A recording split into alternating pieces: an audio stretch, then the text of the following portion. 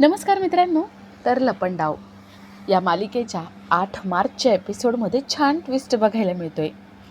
आणि ट्विस्ट असा असणार आहे की सखी जानूसोबत बोलते आणि तिला क्लिअरिटी होते की आता आपण कान्हाला प्रपोज करायला हवं. कान्हाला प्रपोज केलं तरच तो होकार देईल आणि पहिल्यासारखा नीट वागेल. सखी मनात म्हणते आता फिक्स झालं. आता काहीही झालं ना तरी उद्या होळीच्या दिवशी मी कान्हाला प्रपोज करणारच. तर इथे कान्हाला सरकारचा डाऊट आलेला असतो. सरकारची आत्ताची सही आणि 12 वर्षापूर्वीची सही याच्यामध्ये काहीतरी गडबड आहे असं वाटतं. कान्हा म्हणतो, सरकार आता उद्या होळीच्या दिवशी तुम्हाला मोठा जबरदस्त धक्का बसणार आहे. मी आता असं काहीतरी करणार आहे ना की ज्यामुळे सरकार तुझं आयुष्य बदलून जाईल. तयार राहा. तर इथे सरकारला सगळं समजलेलं असतं. आत्तापर्यंतचे आपले सगळे क्लायंट्स, आपल्या सगळ्या डील्स, टेंडर्स सगळं राजलक्ष्मी किर्लोस्कर हिने घेतले. सरकार मनात म्हणते आता उद्या होळीच्या दिवशी राजलक्ष्मी किर्लोस्कर बघ मी तुझं काय वाट लावते ते. आता कान्हाला हळूहळू सत्य सगळं कळायला लागले. तेजस्विनी, मनस्विनी या वेगवेगळ्या आहेत हे त्याला थोडंफार का होईना पण कळायला लागले. पण कान्हा या सगळ्याच्या मुळाशी कसा जातोय ते बघणंही तेवढंच इंटरेस्टिंग असणार आहे. तर या सगळ्याची सुरुवात कशी होते ते थोडक्यात पाहू. तर मालिकेत आपल्याला असं बघायला मिळतंय की कान्हा सखीच्या हातातून बाईकची चावी घेतो.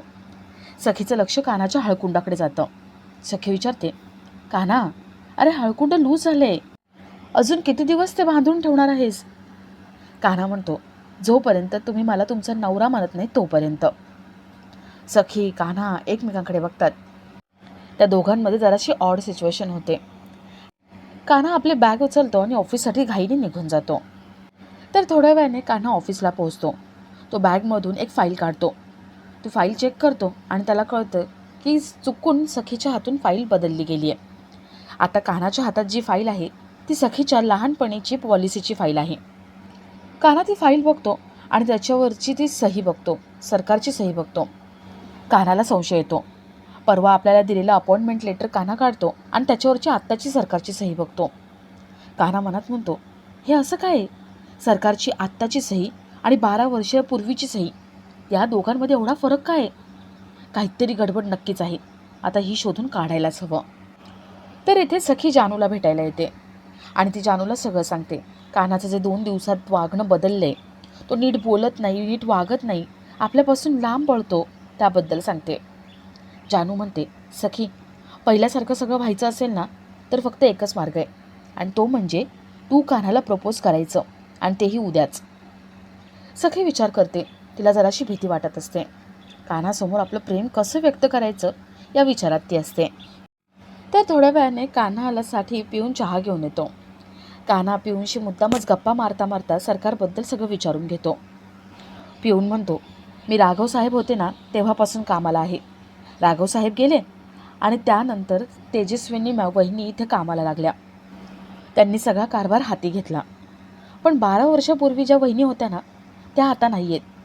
12 वर्षापूर्वीच्या वहिनी खूप चांगल्या होत्या, प्रेमळ होत्या. सगळ्या स्टाफला आपलं कुटुंब मानायच्या, सगळ्यांची मदत करायच्या. पण राघव साहेब गेले आणि तेजस्विनी वहिनी बदलल्या.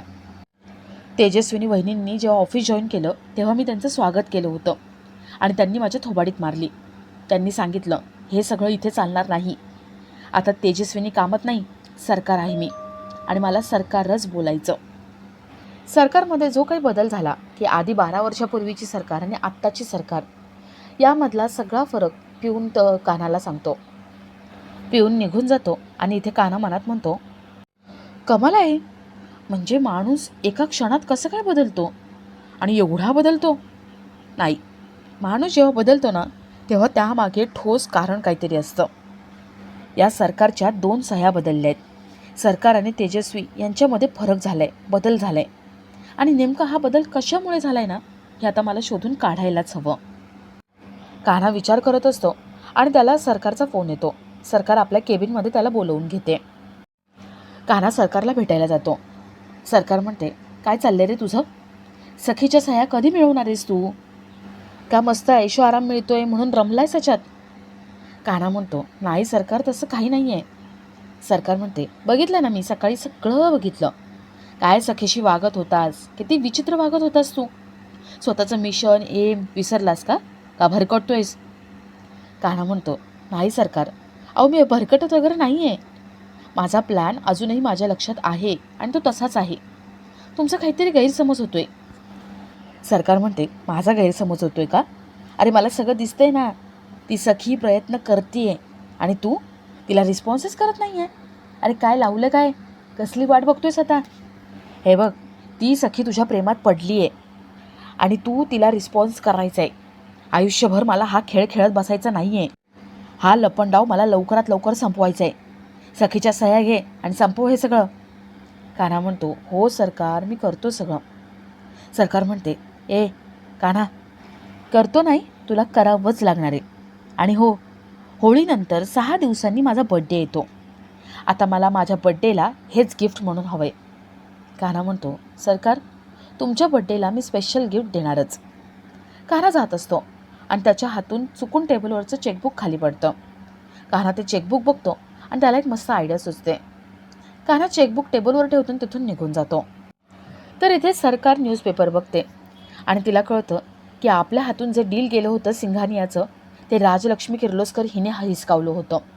म्हणजे आधी आपले एम्प्लॉईज घेतले, टेंडर घेतलं, आपले सगळे क्लायंट्स घेतले, आपल्या डील घेतल्या. ही राजलक्ष्मी दिसते तेवढी साधी नाही हे तिला कळलेलं असतं. सरकार मनात म्हणते, राजलक्ष्मी किर्लोस्कर, आता बघ तुझे कसे पंख छाटते ते. सरकार राजलक्ष्मी किर्लोस्करचा विचार करते आणि आपला आजचा हा भाग इथेच संपतो.